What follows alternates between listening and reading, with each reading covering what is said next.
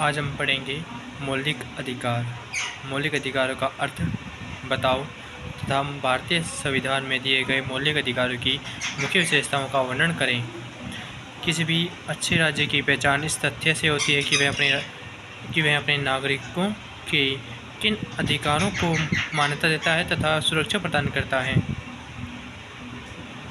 मौलिक अधिकारों का अर्थ है वे अधिकार जो व्यक्ति के जीवन के लिए अनिवार्य होने के कारण संविधान द्वारा नागरिकों को प्रदान किए जाते हैं और जिन अधिकारों का उल्लंघन नहीं किया जा सकता मौलिक अधिकार कहलाते हैं।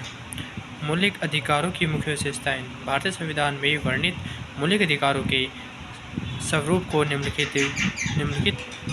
विशेषताओं द्वारा स्पष्ट किया जा सकता है। मौलिक अधिकारों का विस्तृत वर्णन। भारत के संविधान में वर्णित मौलिक अधिकार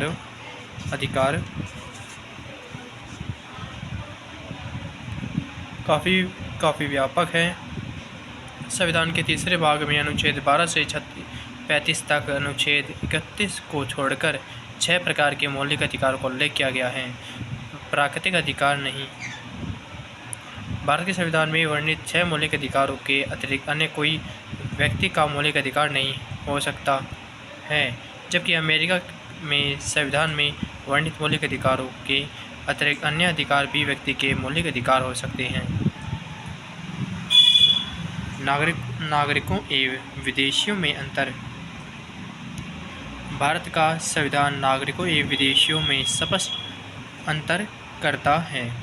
संविधान में कुछ ऐसे अधिकारों का उल्लेख किया गया है जिनका उपयोग देश के नागरिक ही करते हैं, लेकिन कुछ ऐसे ही अधिकार हैं जो देश के नागरिक एवं विदेशियों दोनों का उपलब्ध हैं, जैसे कानून के समक्ष समानता, धार्मिक स्वतंत्रता का अधिकार।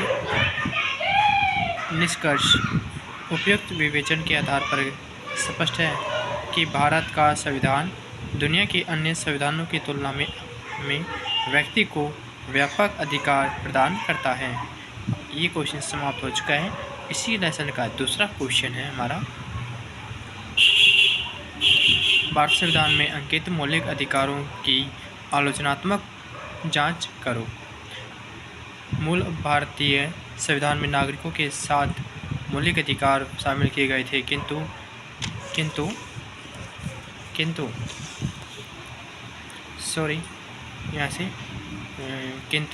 44वें संविधान संशोधन 1978 द्वारा संपत्ति के अधिकार को मौलिक अधिकार की श्रेणी से बाहर निकाल दिया गया।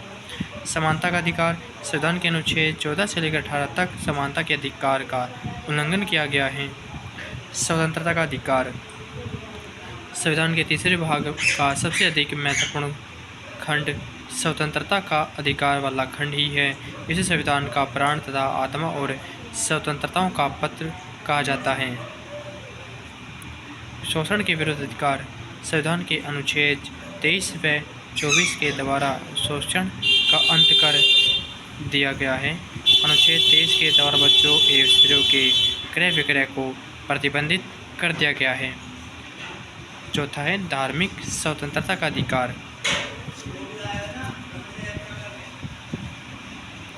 भारतीय संविधान के अनुच्छेद 25 से 28 तक व्यक्ति की धार्मिक स्वतंत्रता के अधिकार का वर्णन किया गया है। सांस्कृतिक तथा शैक्षणिक अधिकार। संविधान के अनुच्छेद 29 व 30 अल्पसंख्यकों के हितों को संरक्षण प्रदान करते हैं। संविधान के अनुच्छेद 29 के अनुसार नागरिकों के प्रत्येक वर्ग को अपनी भाषा, लिपि तथा अथवा संस्कृति को बनाए रखने का अधिकार है। निष्कर्ष। उपयुक्त आलोचनाओं के बावजूद भी भारत के संविधान में वर्णित मौलिक अधिकार भारतीय लोकतंत्र की नींव के पत्थर हैं। ये क्वेश्चन हमारा ये लेसन कंप्लीट होता है। Okay, like and comment.